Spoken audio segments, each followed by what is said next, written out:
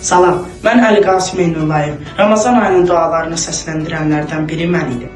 1-ci və 30-cu günün dualarını mən oxumuşam. Bu ildə bu gözəl nimət mənə nəsib olduğuna görə çox sevinirəm.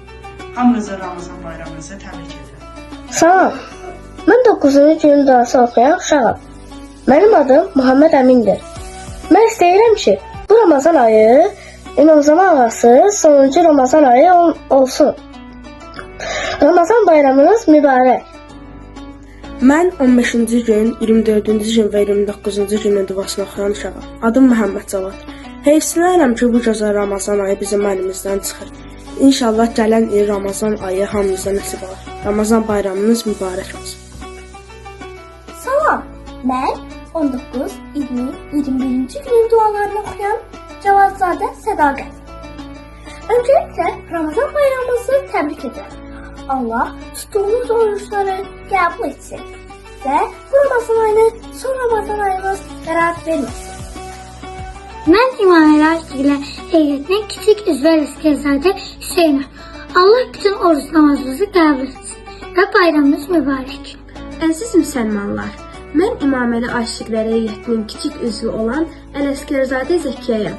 Hər kəsin Ramazan bayramını təbrik edirəm. Allah tutduğunuz oruçları, qıldığınız namazları ali dərəcədə qəbul etsin. Mənim adım Çimnazdır, 13 yaşım var. Şükür olsun Allah Təala'nın vacib buyurduğu Ramazan ayının orucunu sona qədər tutmağı mənə nəsib etdi. Bu rəhmət ayında ayrılacağım üçün çox məyus oluram. Ramazan bayramımız mübarək. Salam, mən İmaməli Aşiqləri Heyətinin kiçik üzvü Fatiməyəm. Gündəlik duaları səsləndirənlərdən biriyəm. 4-cü, 5-ci, 6-cı, 18-ci və 25-ci gününün dualarını səsləndirmişəm. Mən Ramazan ayının bitməsinə çox təəssüflənirəm. Amma inşallah gələn il Ramazan ayında İmamzaman ağamız yanımızda olar və onunla birlikdə Fitr bayramını qeyd edərik. Bu arada İmamzaman ağam başda olmaqla bütün müsəlman bacı qardaşlarımın Fitr bayramını təbrik edirəm. Allah oruç namazlarınızı qəbul etsin.